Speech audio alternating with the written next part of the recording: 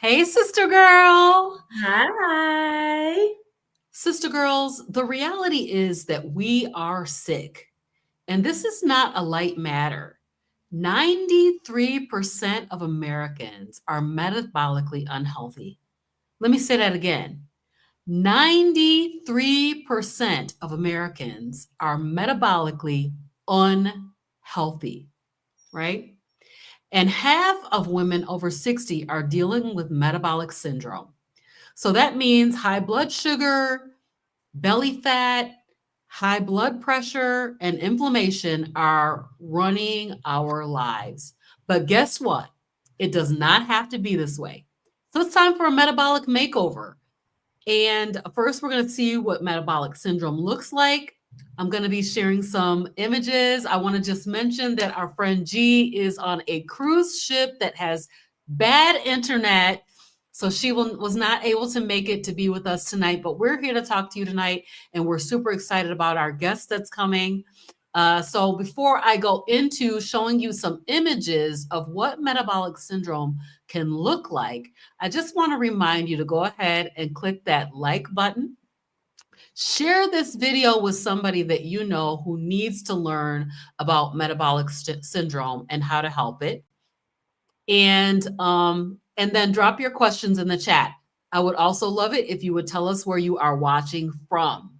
So let's get into it. So we're going to take a look at some of these images of what metabolic syndrome looks like. So here we go.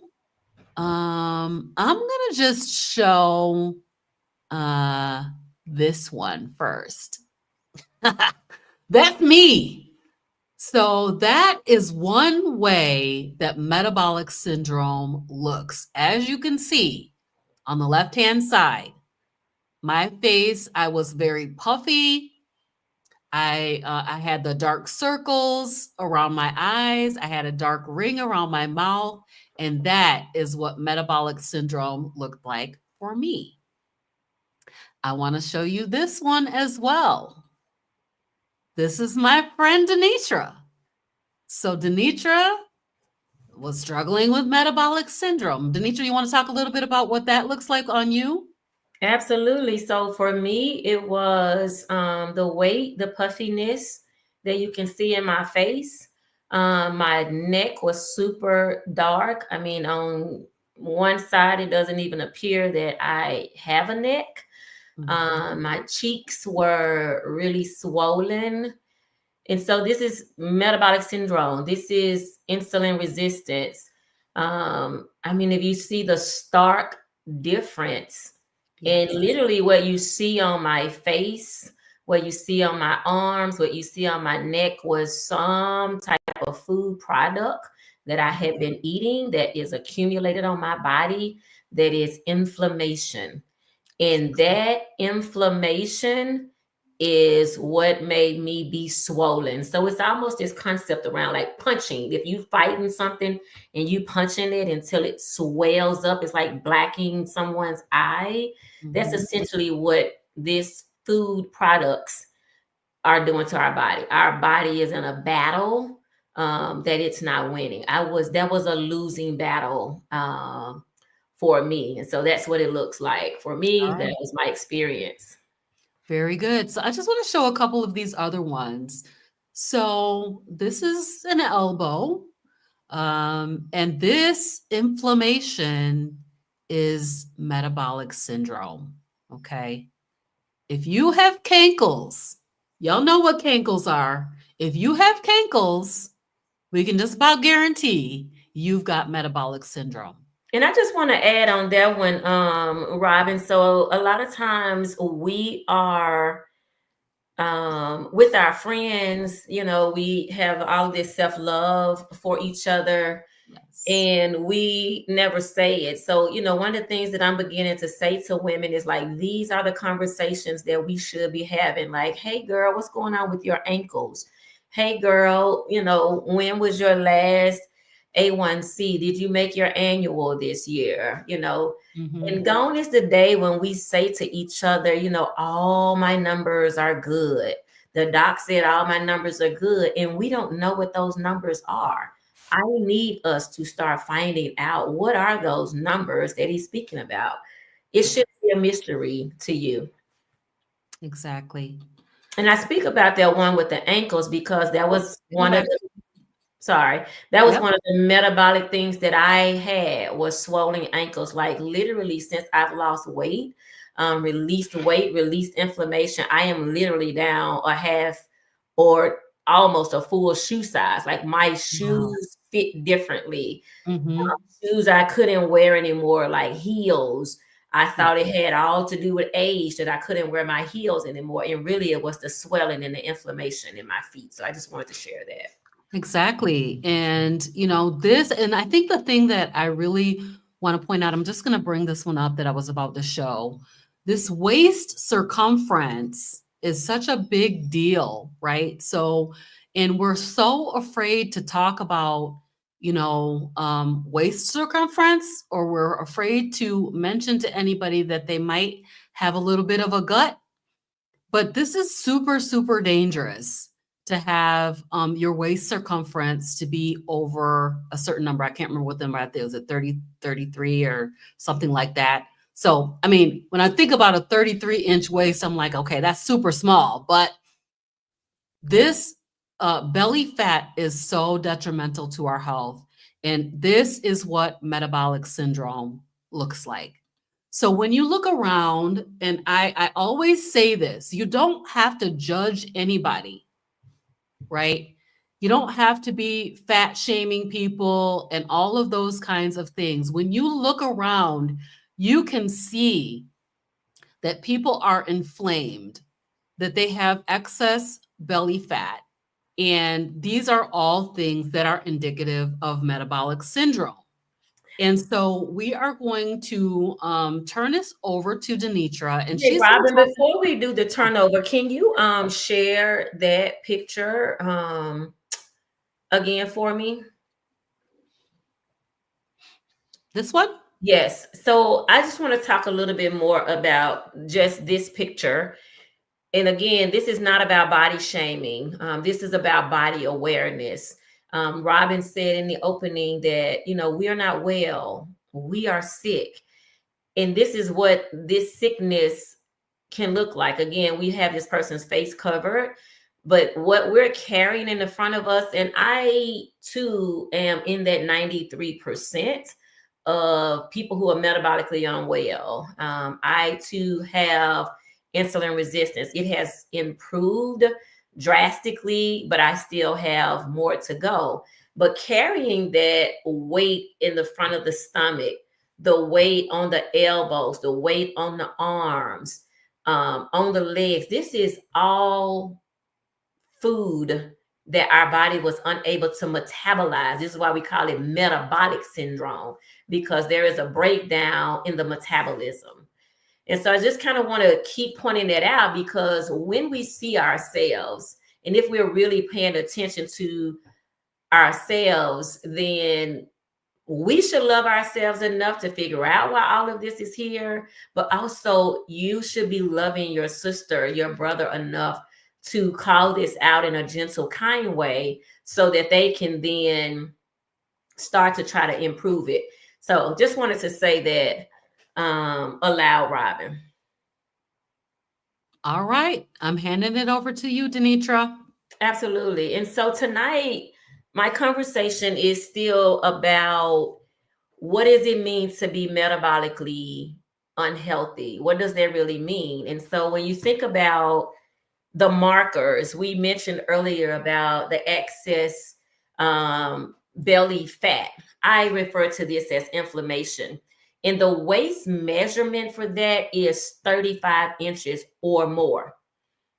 Okay. So when you take your waist circumference and your waist is 35 inches or more, that is a sign. Remember, we are not doctors here. We don't diagnose. Everything that we say, we talk about here is educational. Really, it's for you to hear us and do some research and then have a conversation with your doctor, right? That's our goal here. But that excess belly fat, belly weight, I call it inflammation because that's essentially what it is. It is a food that we've eaten, a food product that we've eaten that has not metabolized in our body. We couldn't poop it out. We couldn't pee it out. We couldn't cry it out. We couldn't exercise it off. And so now it is stuck. It is around our bellies. It is in our joints. It is in our shoulders. It's, this thing that we call itis, arthritis, rheumatoid arthritis. Any of those itises, that itis stands for inflammation. And so that's what we're dealing with in our belly. And because that's where our stomach is, all food goes and passes through there. So now that we have this expansion. And so when you measure your belly and your belly is more than 35 inches, then we are saying that that is a sign. Again, we don't diagnose. That is a sign that you have metabolic syndrome or that you are insulin resistant. And it's also a sign of hormonal imbalances. So a lot of times, I'm 54 years old, I am menopausal, and I continue to not have a menstrual cycle anymore. And so I already have some hormonal stuff happening. And now the amount of sugar and carbohydrates that you eat also impact that. And the biggest thing to walk away from when you're seeing this belly circumference is what we call it. When you see that high belly circumference, that is a sign of high inflammation. We are inflamed, okay? The next one is dealing with blood sugar. And many times when you go to the doctor, the number one thing to determine, the lab work that determines if you are diabetic or pre-diabetic, is the A1C test. And so a lot of times doctors don't do this test. I have talked to many people that this test is not done because you've not shown any direct signs of being pre-diabetic or diabetic. The issue with that is the A1C and insulin and blood sugar is not only about diabetes. So I hear people say, no, I ain't diabetic. The last time I went, my doctor did say I was pre-diabetic. My doctor did say I had a touch of sugar. And what we're saying is that pre-diabetes is a chronic illness. It is not meant to be taken lightly. Just so you know, it took you 10 years to accumulate that diagnosis. So this is a 10-year accumulation of how blood sugar has been working in your body. So when we get the diagnosis of being pre-diabetic, I always say, don't let the pre fool you, right? Because pre is before diabetes, what we don't deal with is what it took to become pre-diabetic. That means that you've been running high blood sugar, high insulin levels for at least 10 years. And so sometimes I was at a conference this weekend and a young lady pulled her labs up for me, and her labs showed that she was about a 5.7, 5.8, which, that's like the beginning of prediabetes. 5.6 we call normal. And what I'm saying is when your blood sugar is even still running that high, then there's a problem that if you don't do something about it, if you continue on the same trajectory, then diabetes is inevitable. And so even with the number, when you come from the doctor and you say, the doctor says, all your numbers were good, everything was normal, then you have to be your own self-advocate. You have to say, well, doc, how do I turn this number around versus thinking that you're in some type of safe zone? And so blood sugar is very important. How do I run blood sugar high? It is the carbohydrates that you are eating, the multiple carbohydrates. Remember, we say this on this show often, is that the body can only manage 1 teaspoon of sugar. I just want to pause. Not tablespoon, not a half a cup, not a third of a cup. 1 teaspoon of sugar is all that your body can manage. Anything over that is making insulin upset and mad, it's going to go get more insulin. I call it, it's going to get his boys, and he's going to bring more of his boys because now you didn't overwork this. So now he needs help. So he gets more insulin. And the more insulin you have in your body, the less your body is able to break down the foods that you're eating. So when it doesn't break it down, it literally is mad. I'm just trying to make this plain and simple. I was an elementary school teacher, so stay with me here. So when you break that down, the insulin just mad. It's like, I quit. You remember how we used to say, take this job and shove it? That's essentially what insulin is saying in your body when you give it too much sugar. Take this job and shove it. I don't want to do it. I'm chilling out. I'm going back over here somewhere and lay in the cut. That's simply what it's saying. And you left on your own. And when you're left on your own, the sugars that you're eating is what becomes the inflammation in your body. And now that there is no regulation, ain't nothing being regulated, guess what? It's in your neck. This is why we got these double chins, right? It's in your toes. This is why we got gout. It's in your arteries. This is why we got high blood pressure. So we keep blaming salt and pork and meat for high blood pressure. Y'all, it's the sugar. Okay, it's why your elbows are all cracking. It's why you have arthritis in your knees. All of that is inflammation that has been created from insulin not being able to regulate sugar in your body. It's dandruff, dry scalp, being dehydrated, cataracts in your eyes. All of these things are manifestations, if you will, signs of insulin resistance. Your body is literally resisting insulin. The next one that we want to think about is blood pressure. This is the one that we don't talk about because most doctors treat blood pressure separately.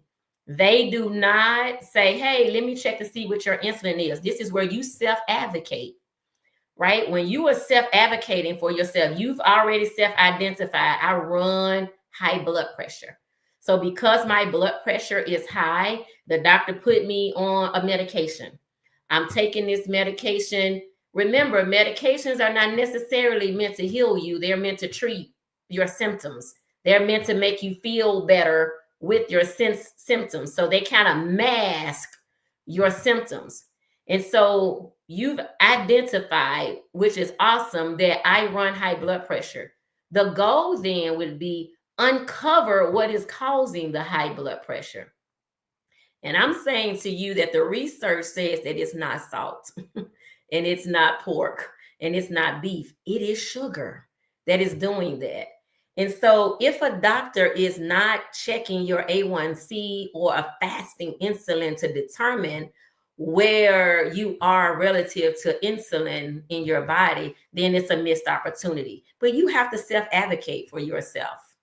Okay. And so your blood pressure, anything above 130 over 85 is definitely a metabolic dysfunction. It increases stress in your heart and your blood vessels.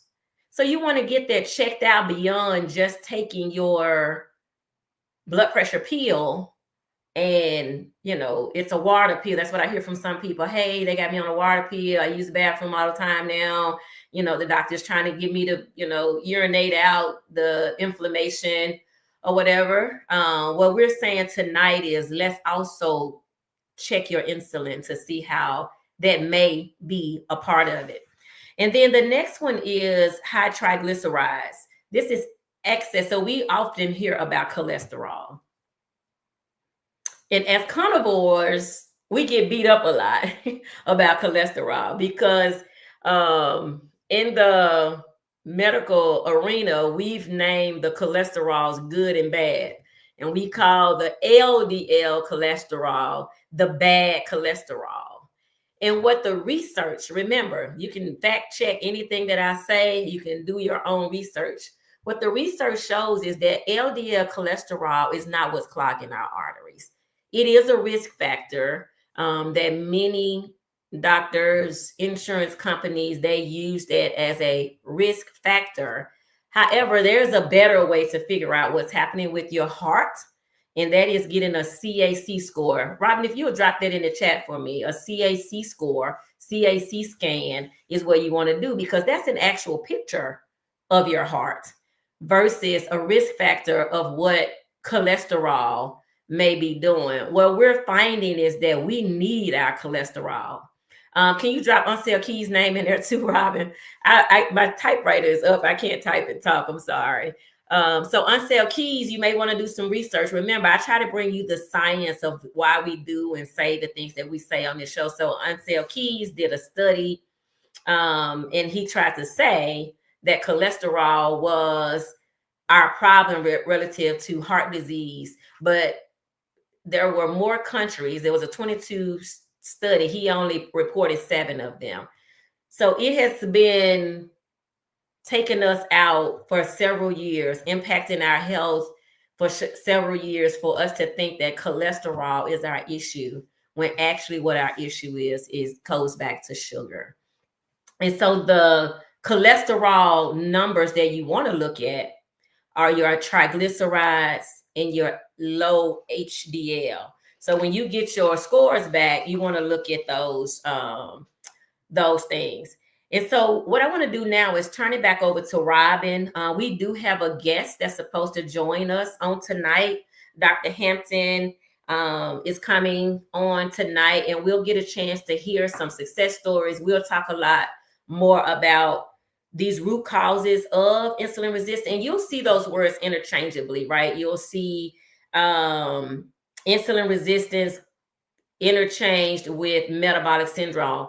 Remember, they both are trying to teach you, and your body is crying out in a way to protect it because you're not metabolizing food with the use of insulin. The goal is to become insulin sensitive so that you and insulin are harmonious. You all are working together. Somebody asked in the chat here about how do you reverse it? Taking carbohydrates out of your diet or lowering them significantly is what you want to do, is lowering them significantly. So when you are a carnivore and you are a meat eater, then meat doesn't have sugar. Meat doesn't have carbohydrates. What has carbohydrates is anything that's based in plants.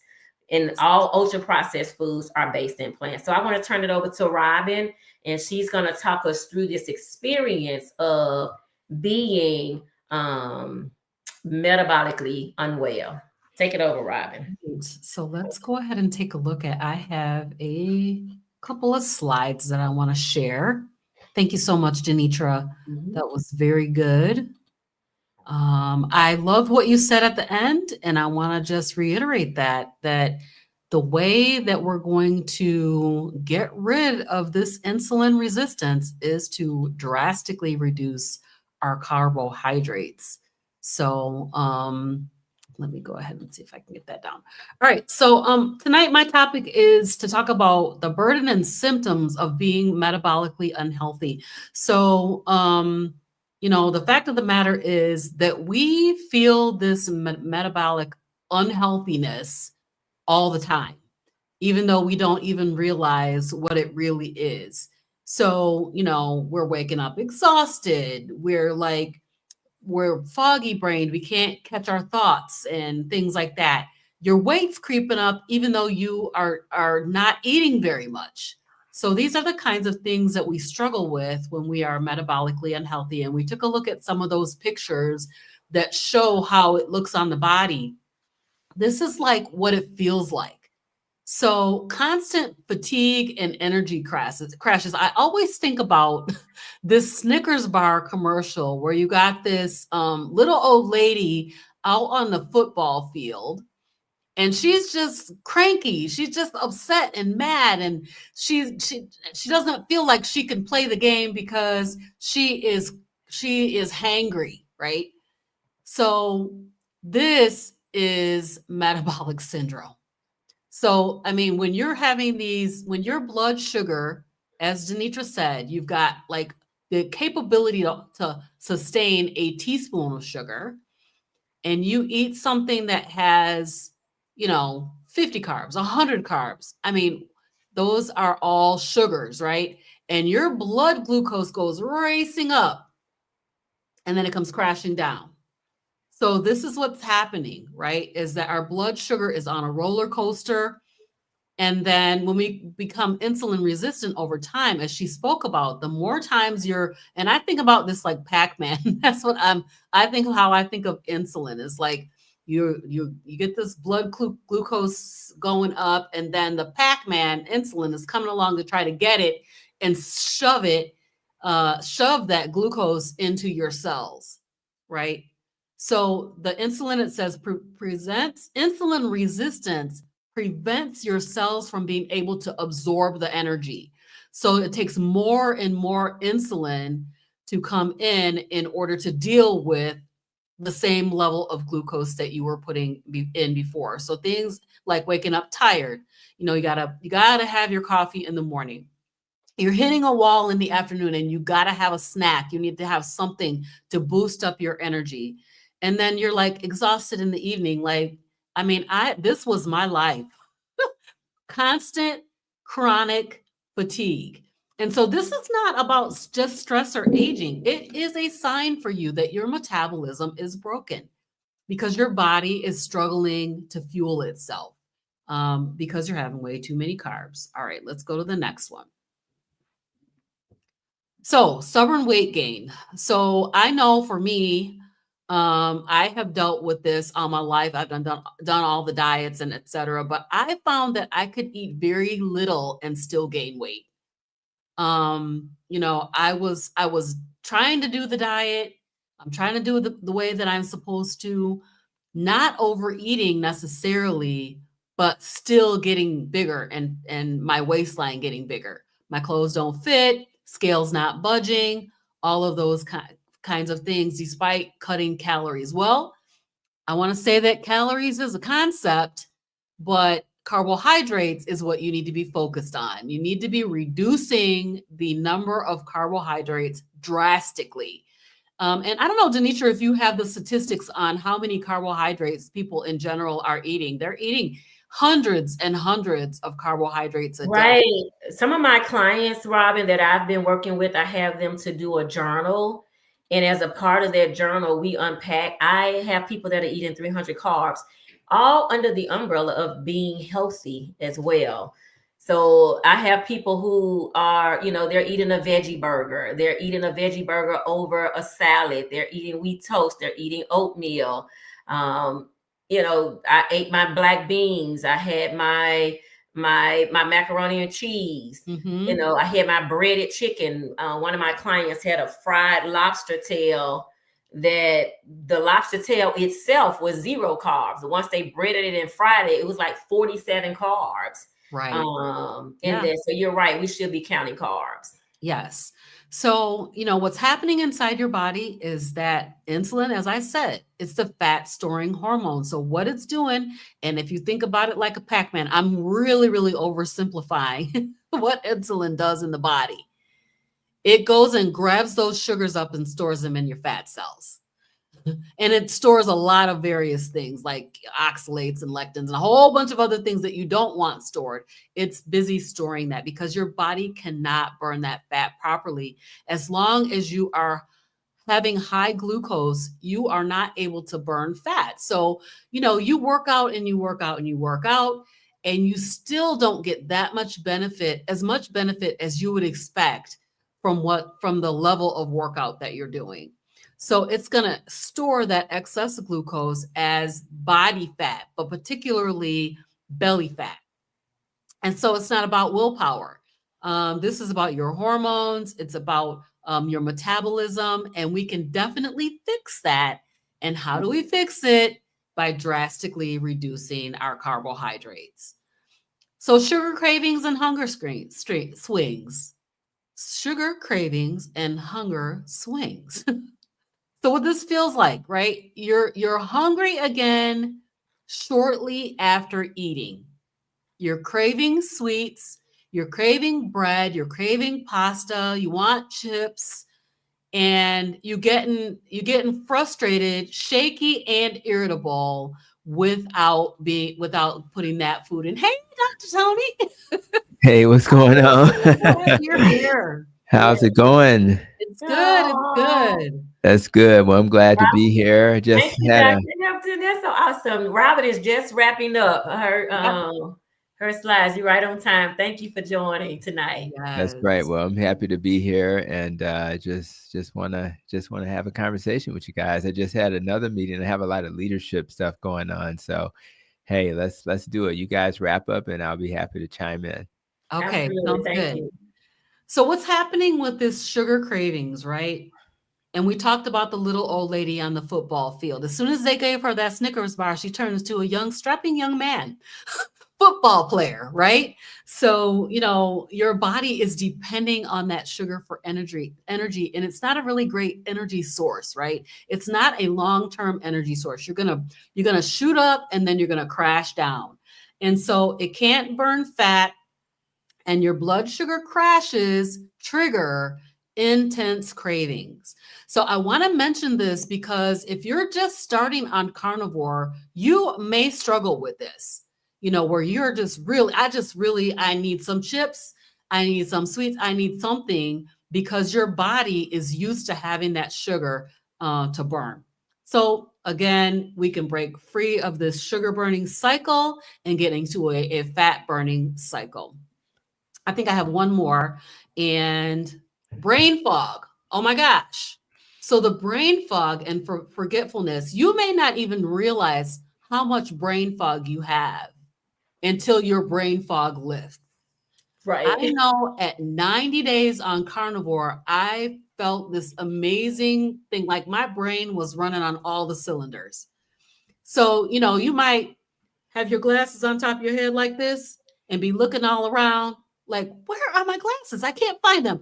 I can't find my keys. I can't find my purse. I can't find my phone. I can't figure out why I went all the way upstairs, and now I have no idea why I'm up here. So you're struggling to focus, and then you're making your decision making could be off.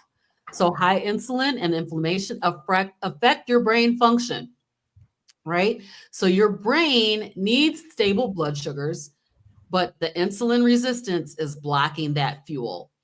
So it really is. This is one of the primary reasons why I am on carnivore, because that brain health piece is so significant. I'm gonna cut it right here, and I'm gonna turn it over to Dr. Hampton, and he is going to take us further. And we're so excited to have you with us. We appreciate you. Absolutely. And for those that don't know, Dr. Tony Hampton joining us on tonight is a board certified family medicine physician, obesity medicine specialist, and a passionate about advocate for metabolic health, low carb nutrition, and lifestyle based disease reversal. Dr. Hampton has been doing this for more than 20 years. He's dedicated to empowering individuals, especially Black and Brown communities, to take control of their health through evidence-based nutrition and lifestyle changes. We are so fortunate tonight to have Dr. Hampton. He is having some life changes his own self right now, and for him to stay committed and coming here on tonight, I thank him. Hi to his beautiful wife, Karan, his boys. We're like super elated to have. And for those of you that are aware that on March 22nd, we have an event in Memphis, Tennessee. Dr. Hampton will be joining us in person in Memphis on March 22nd. We'll talk more about that at the end. But we brought Dr. Hampton here on tonight so that he can give us the medical doctor perspective. And let us just say this. We know that medical doctors are not all nutritionally trained. However, Dr. Hampton is. He has gone back to make sure that he has that nutritional training. So tonight he's going to share with us. We're going to give him the floor. I'll be like the church people where they say, come in your own way. And so we'll just dive in and get questions. You all can put questions in the chat. But Dr. Hampton, thank you again for joining us on tonight. So this is your time. We appreciate you. Well, thank you. Definitely happy to be here. I am thrilled, and just to put that 20 years you mentioned in perspective, in this year I'll be celebrating 30 years as a doctor in clinical practice, and in order to do this work, you have to really take care of yourself. Many times when I go to my leadership conferences, I see these old gentlemen in the gym working out, and I can't even get in the gym because they're taking over. And they remind me that they would not be 65, 70, 75 years old, still leading if it were not for taking care of themselves. So I think anybody who wants to live their purpose, you have to balance everything that it takes to run this machinery called the human body. And rather it's what you eat, rather it's even how you think. Sometimes having self-limiting beliefs will keep you from overcoming the things that you need to overcome, because you will struggle. If you're a human being, if you're not struggling, you're probably not on the planet anymore, because life is just filled with struggle. And you think it's always just happening to you. It's happening to all of us. And we have to overcome those struggles and deal with it. So, but I really am grateful, because I started my journey personally because I had a irritable bowel issue. Didn't really know what it was. I just knew that I didn't tolerate a lot of the foods that I ate, and I did my due diligence. I tried everything to fix it. And back in the day, over 12 years ago, I decided that a plant-based diet was the best way to go, because when you Google what's the best diet, you always come up with plants for some reason. So I went down the plant rabbit hole, and I did feel better initially, but I continued to be bloated, gassy, and it just wasn't quite getting the job done. So what happened was, when I thought about, how can I not only help myself, but my wife, it just made sense to go plant-based because everybody was talking about it. But I know personally, her blood sugars were still high as a type 1 diabetic, and my abdominal cramping and bloating and gas, all of those things never went away. Having to worry about where the nearest bathroom was never went away. Not tolerating many of the plants that I insisted on eating. I had to eat the Brussels sprouts because somebody told me that if I eat Brussels sprouts, I'll get all my phytonutrients, and yeah, you'll be a little bloated. Just take some Beano. It's going to be okay. Your body will get used to it. Well, after doing that dietary pattern for years, I didn't get better. I never got used to it. All that charry fiber stuff that they said was better for me, it never got better. And I never tolerated it. But I didn't know that it was not normal to have brain fog. I didn't know that it was not normal to have to eat like a cow all day. I mean, if you saw me or a goat, you wouldn't tell the difference, because my mouth was constantly moving because I was constantly eating just to feel full. And typically when you eat a plant-based diet, that's what's going to happen. So I had the courage to challenge conventional theories and say, you know what, this is not working. I started writing a book about diabetes on behalf of my wife. And when I looked at the research, I kept coming across low carb as a better model for diabetes in particular. It just said it was better. So we did the experiment as a family, and we started this low carb journey, and we noticed immediately that her symptoms got better. We noticed immediately that her up and down sugars got better. My stomach started to feel better just by doing low carb. And it was just such a revelation for us to how logical would it be to eat something that doesn't spike our sugars, or eat something that doesn't cause me to be gassy, as opposed to eating those things in the name of is good for you. So I had to use a little common sense and logic. And you have to, for anybody checking this out, you have to challenge conventional thinking, because if you just follow conventional thinking, you may find yourself following advice that doesn't serve you. So if the advice is sounding logical, but your body's not agreeing with it, you need to listen to your body. And that's what I had to do. And that's what I want everybody to do. And just because I had the doctor thing going, and now I have a master's in nutrition and functional medicine, ultimately my professors, when I got my master's, were still telling me to eat plants.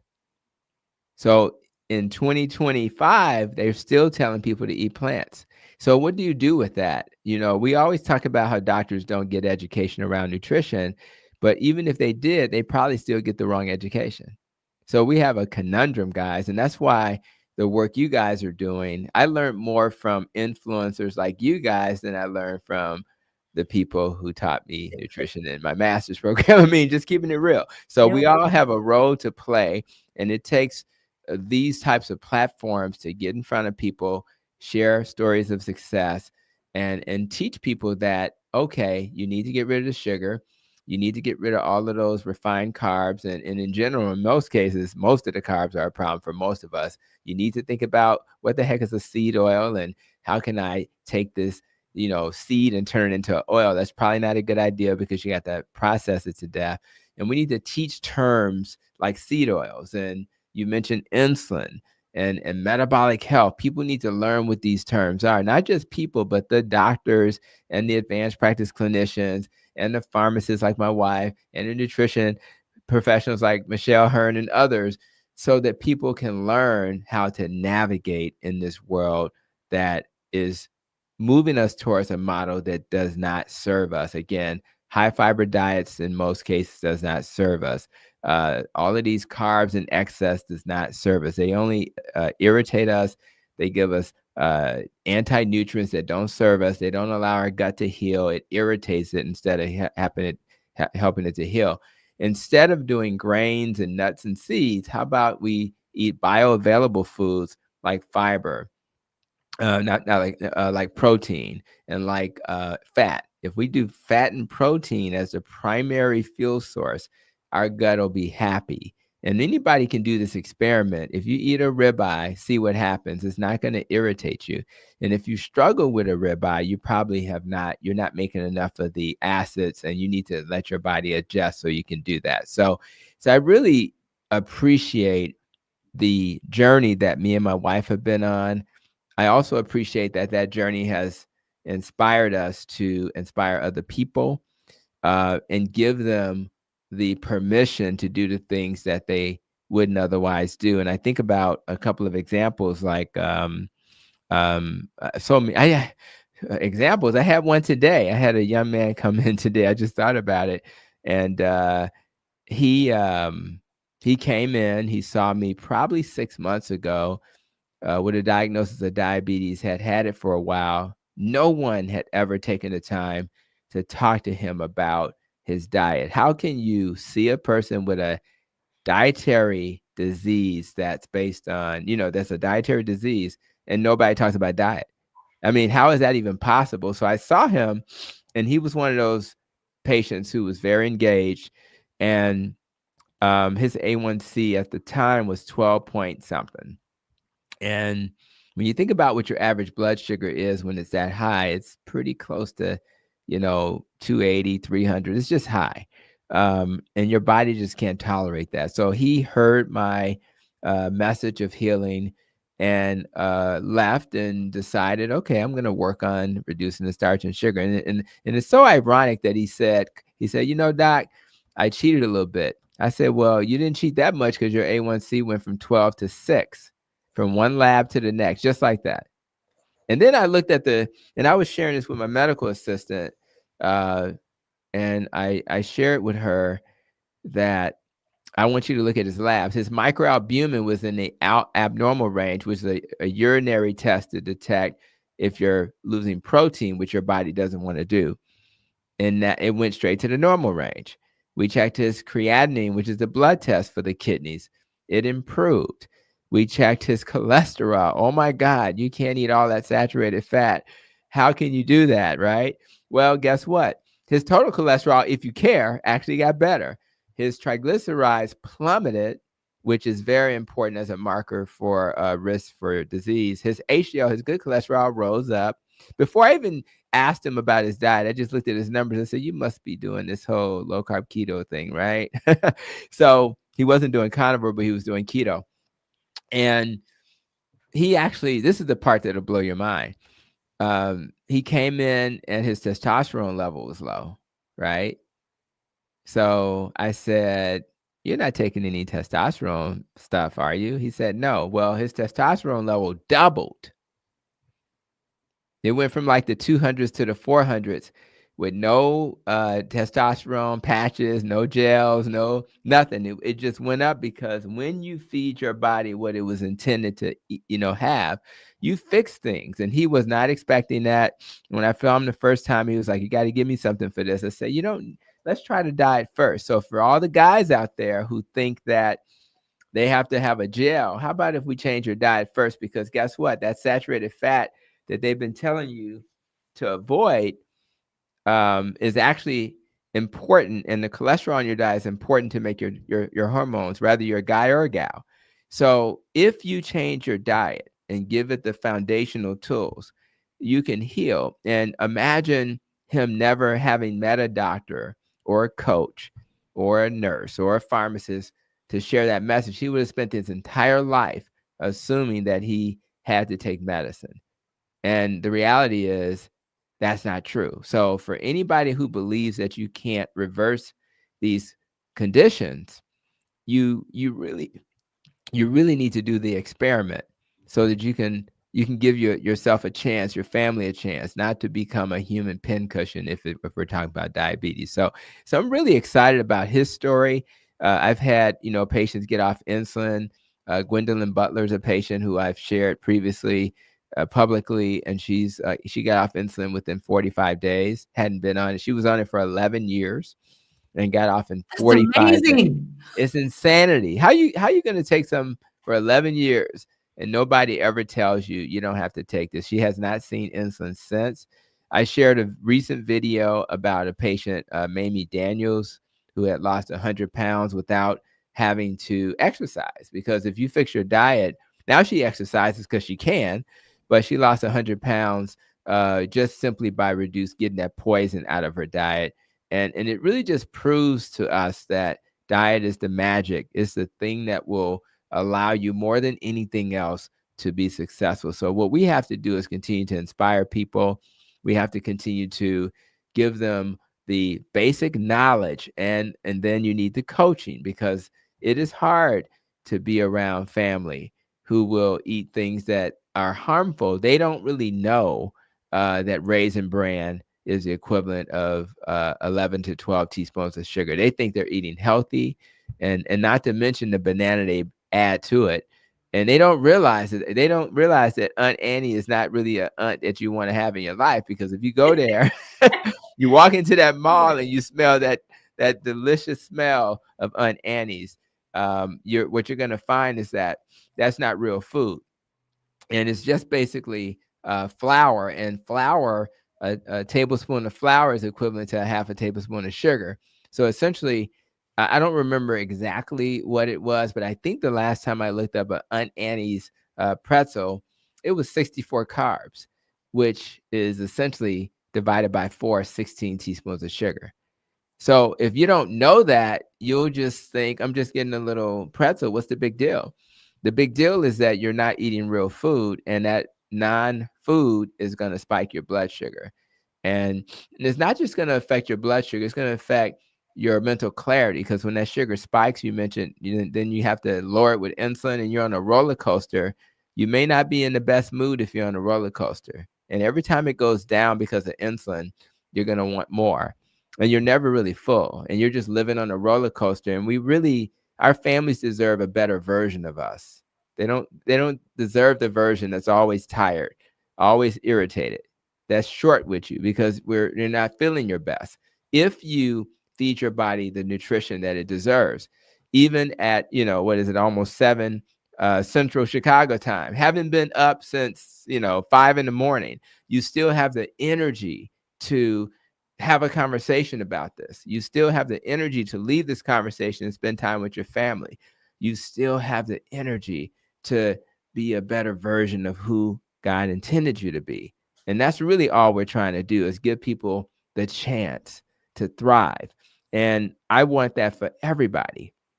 We will leave this planet one day, but how about if we have a health span versus a lifespan that's just as long as the life? I want to live healthy and be thriving. So that's what I want to do. So I'll just stop there. I don't want to miss any questions that may come up during our time together. But Dr. Hampton, So amazing. And thank you for just validating the work that you're doing, the work that you're doing with your patients. I mean, I've watched you over and over and over again. I mean, even conversations with my own family, you know, you've been such a great help. And I just want to highlight what you're saying is that we come to this platform as Hey Sister Girl simply to give information for people to go and see that you can live a vibrant life, and plant-based is not the answer. Your body is craving nutrients, your body needs nutrients, and we're saying, how do you get the best nutrients, the bioavailable nutrients, which means that your body can convert them into the energy that you need. And I hear often that everything has sugar in it. Everything doesn't have sugar in it. Meat doesn't have sugar in it. And so you have to know that these ultra processed foods are vegetables and plants that have been modified and all types of chemicals done to them to make them supposedly edible. I want to give this one analogy about plants. When people think that it's like this thing that you can do, literally, if you take a leaf, that first leaf is light. But the more leaves you layer on, the heavier it gets, right? And so that is what is living inside of your body. And remember, seeds never die, they stay alive and they grow inside of you. And that's what that inflammation is. This is not your body fighting against itself. This is your body fighting against what we're putting in it. And so we do have some questions. And anybody want to follow Dr. Hampton? Please do. We're building these platforms as a way to ensure that people get good information based on science, not based on us. That's everything right. We say here, you can go find the research, and that's how we spend our time. So, Robyn, if you want to start rolling questions, I see several. We can let. Yes, we have about 5 or 6 questions, and I'll just run through them really quick.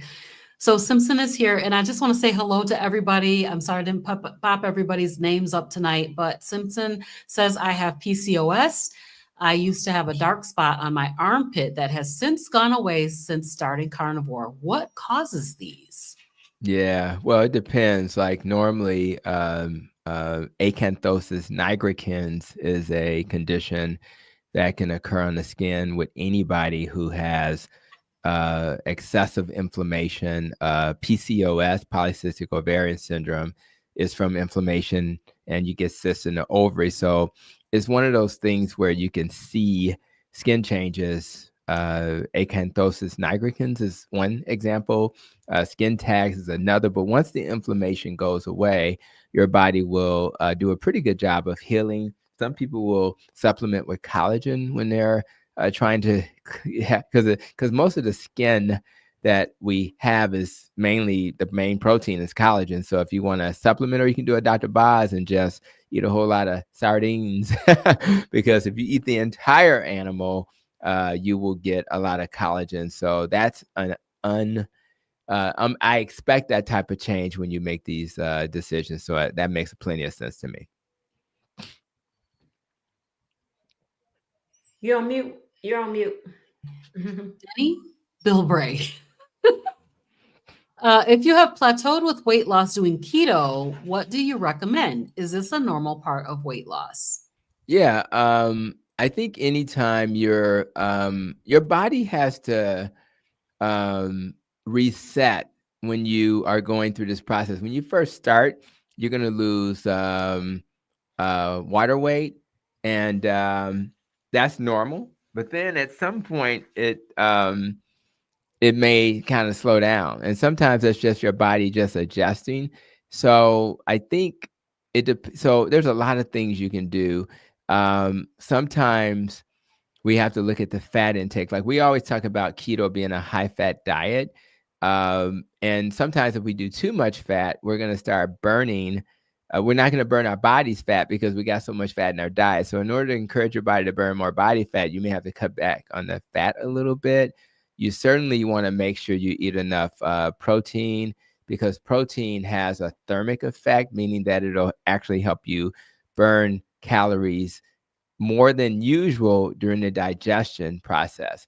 Another thing my patients do pretty effectively is when they have a plateau, they'll think about doing intermittent fasting, because if they're not fasting, first of all, you shouldn't be that hungry if you're doing carnivore.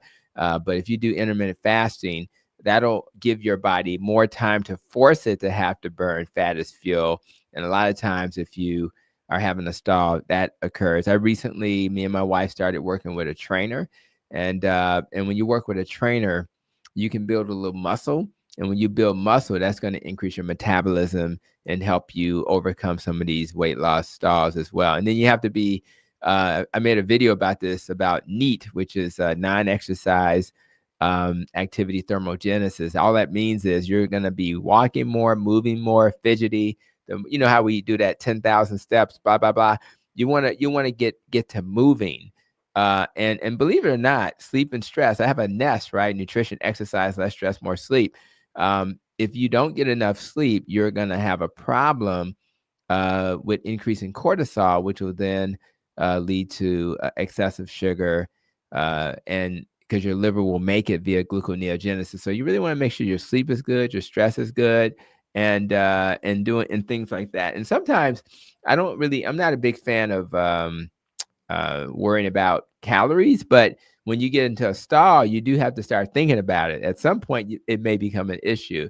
Some people struggle with dairy and they need to take a break from dairy. And absolutely, the keto products, be leery of those. The artificial sweeteners, be leery of those. So those are all like strategies to kind of help mitigate a person who has a weight loss stall. Awesome. Thank you so much. The next one is from Mandel Harvey.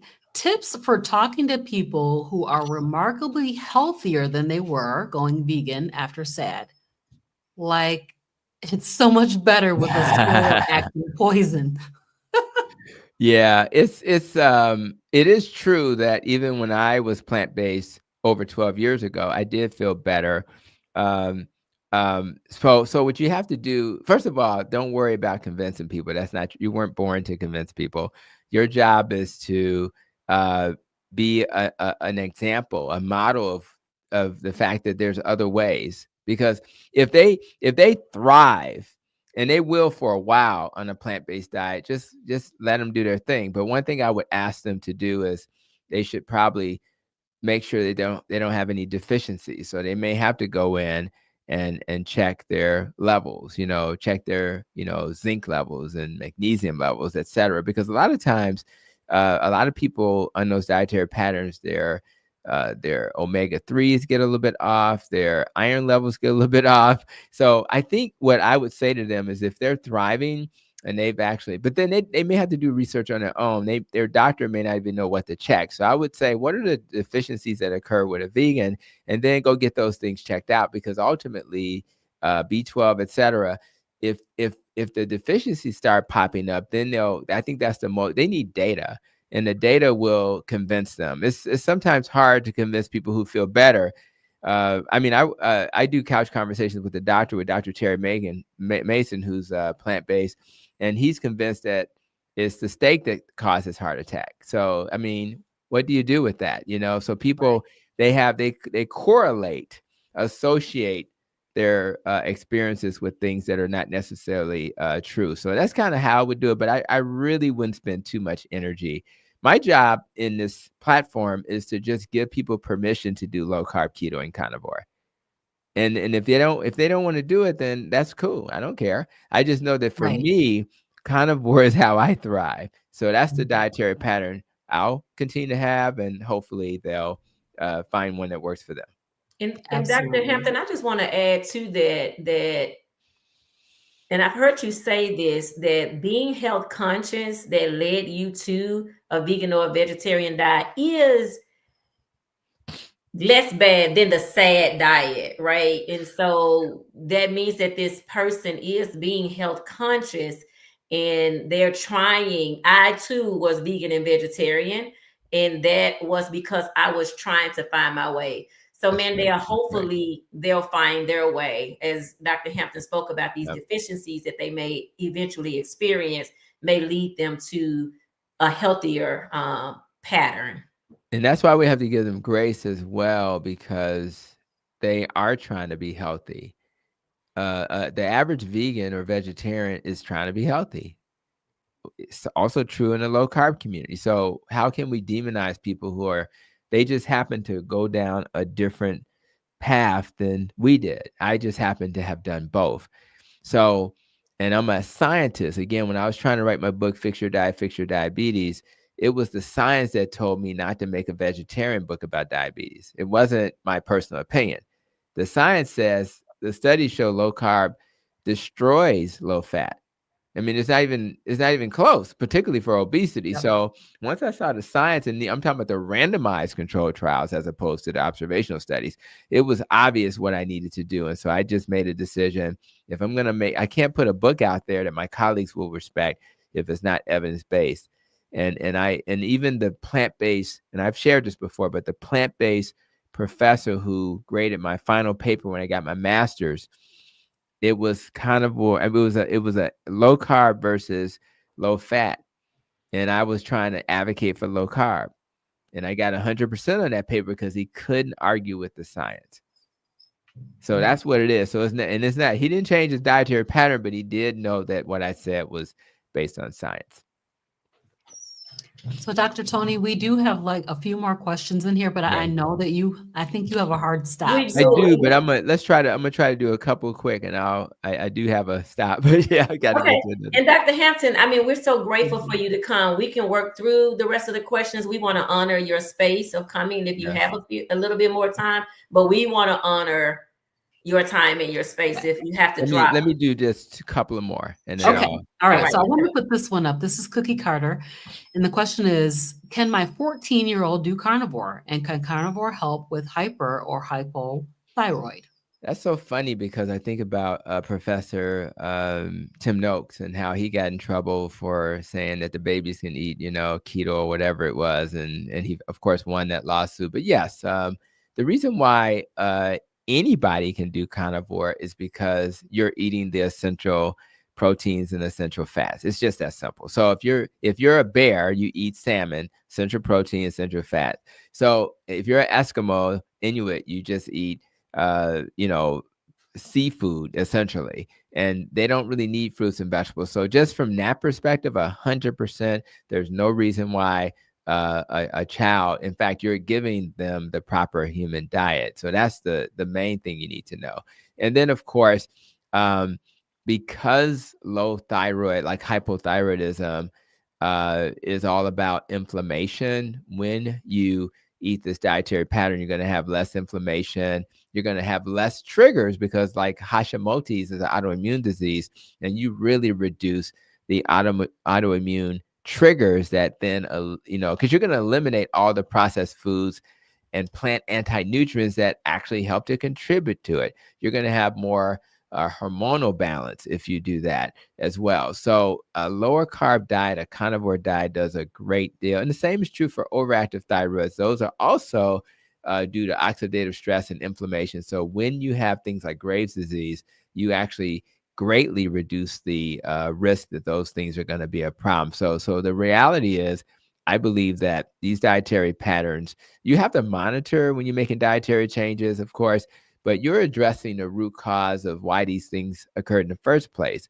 autoimmunity, nutrient deficiencies, stress, etc. So if you do that, you're going to do much better, which is why the child should be happy doing this, and people with these two conditions should be happy doing it.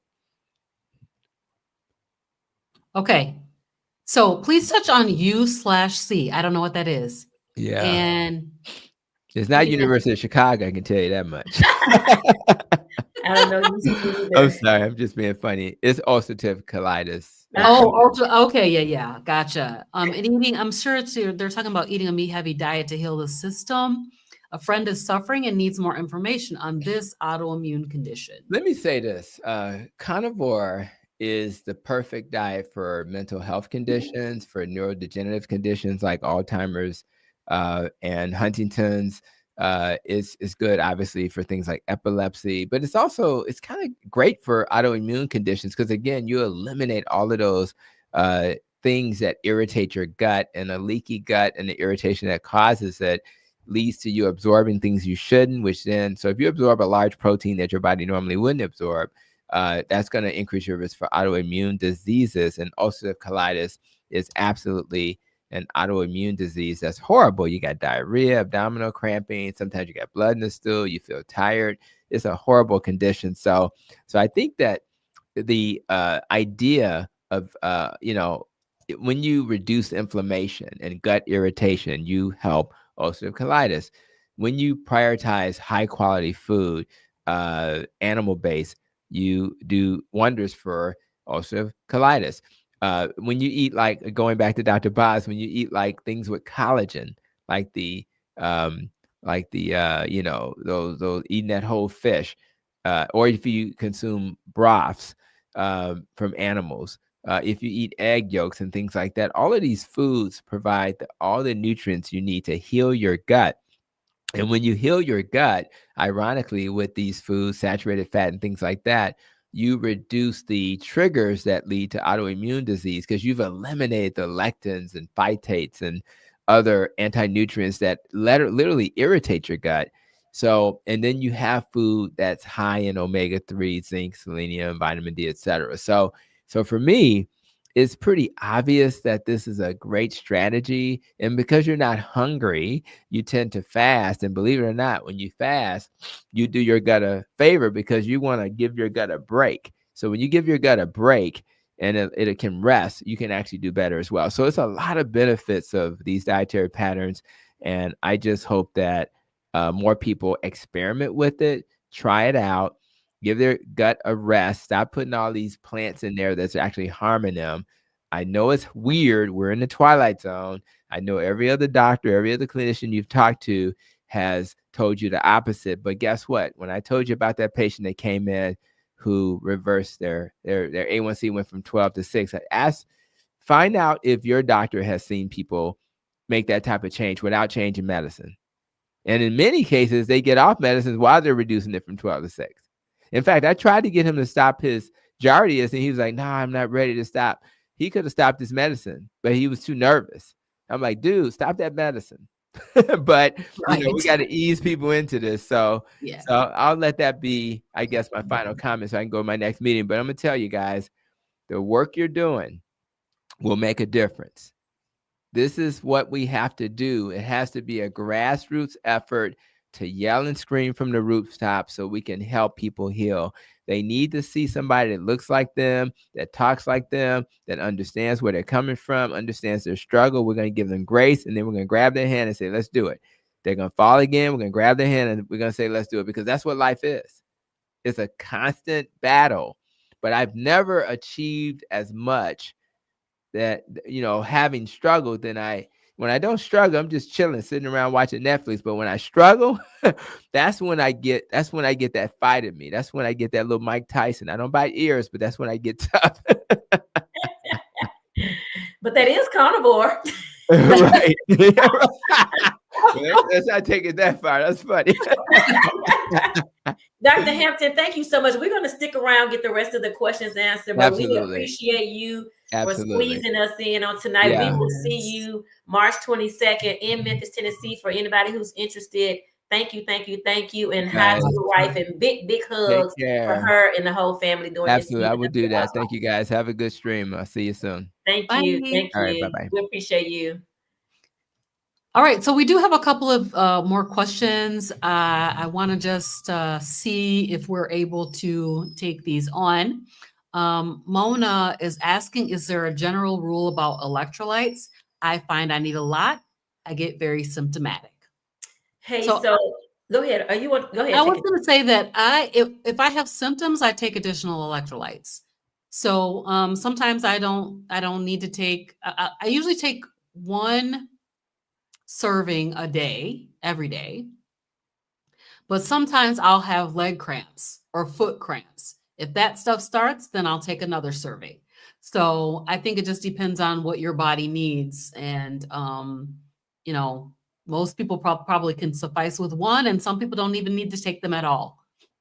Yeah, so it's going to really depend on your dietary patterns. And as Robyn said, what are your symptoms? And are you salting your food? Are you getting them some other way? Are you a pickle eater? My husband is a pickle eater, and so that helps with his electrolytes. So again, it's a kind of a personal thing. There isn't a general rule, but if you become dehydrated or feel, weak, for me, they boost me. I can always tell when I have missed them. So hopefully that's helpful to you, Mona. We'll take the next question. All right. Oh man, I meant to pop this up, but yeah, so we'll let him know that they want him in Barbados. And you gotta bring us too, Cookie. You gotta bring us please, we want to come. All right. All So right. here's another one. I've had asthma, so just remember that DeNitra and I are not medical doctors. So yes, but I have a good question. So I've had asthma since I was an infant. I've been carnivore for 2 years, 2 months. Congratulations on your carniversary. Asthma symptoms have improved tremendously, but not completely gone. Is this as good as I'm going to get? So kudos to you first, Carlos, for showing up in this space. And men are always welcome in this space. We say, hey, sister girl, and hey, brother man. Like, you're welcome to be here. So thank you for bringing your questions. So the 2 years and 2 months, remember, carnivore is a healing protocol. And you're seeing the improvement. Stay on your journey. And we believe that carnivore can heal completely. But remember, we've done some damage. I have a really good friend who was asthmatic. We used to have conversations about her asthma, and I used to say the same thing to her. I was like, it's the sugar and the carbs. Like, no, it's not. You think everything is sugar and carbs. She has been limiting her carbs. She's lost a significant amount of weight. And she called me one day, and we've talked about it a couple of times now. And that's essentially what she said to me. Like, I have 0 symptoms of my asthma, and hers was an adult onset of asthma. So stay the course, because carnivore clears up things that you don't even think that is going to clear up. And you'll just look around and a spot you had is gone. And you're like, whoa, or knee is not cracking anymore. You're like, whoa. So just because you're feeding the body now the nutrients that it desires. So yes, Carlos, that is, I think you have more time. If you stick with it, you'll see more improvement. I totally agree with that. That would have been my same sentiment. Thank you, DeNitra. And then we have this question about A1C from T. Lewis. Can A1C increase 0.5 percentage points in 2 weeks? That doesn't so A1C, T. Lewis, it is an average of 3 months. And so probably over the 3-month time, it's going to go up and down until it averages out. And so seeing some type of increase may not be a good data point. What I would say is, if you have a glucose monitor, is to monitor your glucose through that. I don't know if you've had a fasting insulin and you're monitoring that over a 3-month period, but I would say that this number perhaps is not an accurate one that I would build on, like, oh my God, my A1C went up 0.5 in 2 weeks. I would say that that's probably too soon it is definitely too soon to redo an A1C. Right. So we do have a comment here from Oaktown Girl about asthma. I thought this was pretty good. For asthma, try experimenting with different versions of carnivore, such as taking out dairy or egg whites, or going full lion for a while. And that could be beneficial. I know that, like, for me, I have eczema, and I'm finding that dairy does not work for me.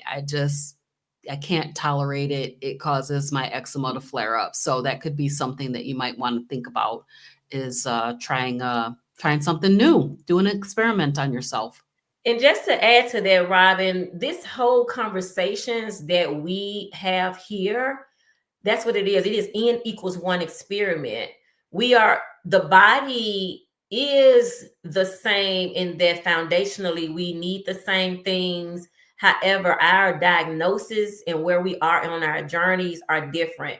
There are some people who have PCOS because their damage is more. I have a classmate that has had 2 of his limbs amputated because he was further along in his sugar damage, right? And so while we believe that removing carbohydrates or severely decreasing them will help. It just depends on where you are in your healing journey as to what you're going to experience. So I agree, Oak Town Girl, that you can play around with it. We do the same thing because a lot of times, and I wanted to say this earlier, but I didn't want to interrupt Dr. Hampton, is we just still eat too much, even though we're eating carnivore. Like I'm having to learn that personally. Yes, just because I'm eating carnivore doesn't mean I have a pass to eat all I want.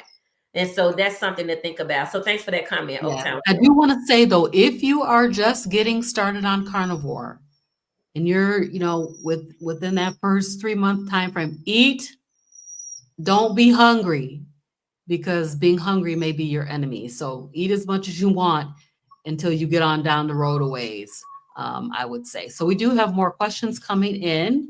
I love Pop it. them up. So this question came in from Rita D about who can speak to Congress about having our dietary guidelines changed. And I think this is in the works. Yes, so Dr. Hampton is already been a speaker in the new administration. I did put in the chat earlier, if you all want to look up the Metabolic Revolution. It's 2 things that we are working on with that. I'm a part of that organization. You can sign to be a part of it. 2 major things that we're working on is, yes, Rita D, we are working to have the dietary guidelines changed. Because you're right, where I think you're coming with that is that eating the standard American diet in the dietary guidelines as they are, you're going to be sick. Yes, you're absolutely correct. You're going to be sick. So we are working to have those changed. The other thing, there's a petition up right now that you can sign, and that petition is to get ultra processed foods out of our schools. So they're not sold in our schools and they're not served in our schools. So there are some movements. We had a rally back in October with the Metabolic Revolution. So yes, by all means, go out to the Metabolic Revolution and sign up and be a part of that. Thanks, Rita, for the question. All right, I just am answering this question. I have put the links to both DeNitra and my channel. I'll also put the Hanging with the Browns here so that you guys can subscribe to our channels. That would be so awesome.